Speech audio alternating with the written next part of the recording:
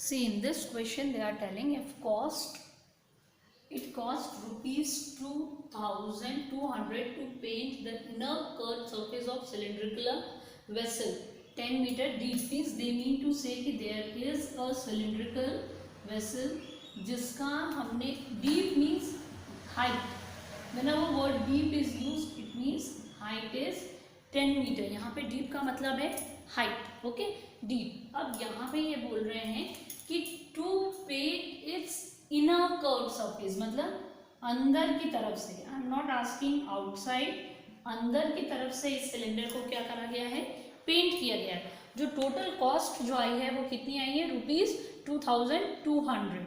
If the cost of painting is at the rate, और अगर जो कॉस्ट है पेंटिंग की उसका रेट है ₹20 पर मीटर स्क्वायर, तो we have to find the inner curve surface area of the vessel. तो बहुत ही सिंपल है इसके लिए general formula. We know that inner curve surface area is equals to of the vessel, आप लिख सकते हैं, is equals to total cost. Okay, total cost upon rate. जब भी दोनों चीज़ें रुपीस में दी हुई हो तो टोटल कॉस्ट को अगर हम रेट से डिवाइड करते हैं तो we will get the surface area जितने पे हमने क्या करवाया है, paint. Okay, so let's put the value. So it will be rupees upon rate क्या है, ₹20 per meter square. I have written per meter square. So now we will cancel it, और जब हम कैंसिल करेंगे तो ऑब्वियसली ये हो गया, ये इधर से कैंसिल हो गया 110. सो आंसर आएगा 110 मीटर स्क्वायर. 10 क्या लिख लेंगे, inner curve surface area is equals to 110 meter square. We will write it. Okay, first part solved. Now we will see the second part. Second part they are asking the radius of the base. So it's very simple. Inner curved surface का हमें area मिल चुका है. Now we know the formula for inner curved surface area.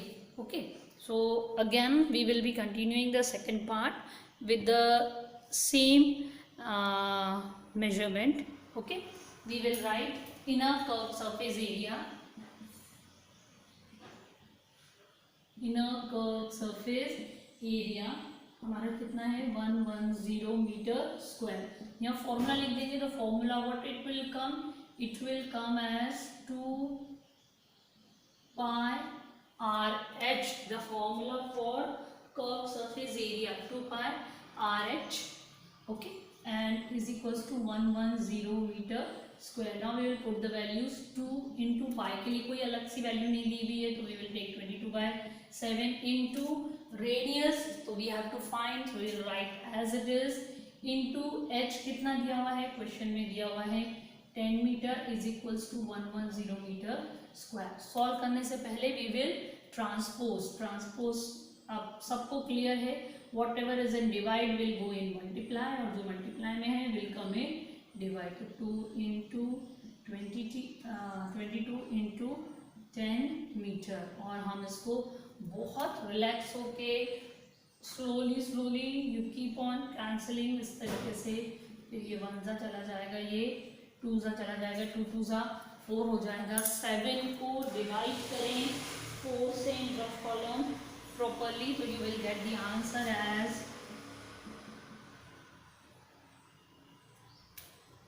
okay 1.75 meter. So ये हमारा second part हो गया, answer आ गया radius. Now in third part they are asking us to find the capacity. Second part के लिए line लीजिएगा अपने आप ही. Thus the radius of the cylindrical vessel. Third part में they are asking the capacity of vessel. अब जब भी हम कैपेसिटी की बात करते हैं, 10 line you will be writing by yourself. Capacity की बात करते हैं तो we have to find the volume. Capacity of vessel. I am repeating again, ये चैप्टर हमें तब बहुत इजी लगेगा जब हमें इसके सारे फॉर्मूलेज याद हों। ओके और अभी तक सबको मालूम पड़ गया होगा कि जब हम कैपेसिटी की बात करें या कोई कितनी क्वांटिटी होल्ड कर सकता है तो उसमें हमें फाइंड आउट करना है वॉल्यूम। तो कैपेसिटी ऑफ वॉल्यूम, शेप इसका सिलेंड्रिकल है तो वॉल्यूम होगा pi r square h. Value put कर देंगे 22/7, रेडियस निकला है 1.75 इंटू 1.75 इंटू एच क्वेश्चन में ही दिया हुआ था, दैट इज 10। और क्योंकि ये वॉल्यूम है तो unit will come metre cube. अब बहुत सिस्टमेटिकली इन रफ कॉलम आप कैलकुलेशन करेंगे and you will get the answer as 25 metre cube. अब आंसर मीटर क्यूब में आ रहा है और since they are asking the capacity, तो कैपेसिटी को जनरली हम लीटर्स में निकालते हैं। ओके क्वेश्चन में अलग से दिया हुआ नहीं है but we know the logic, तो मैं इसको डायरेक्टली किलोलीटर्स कर देती हूँ।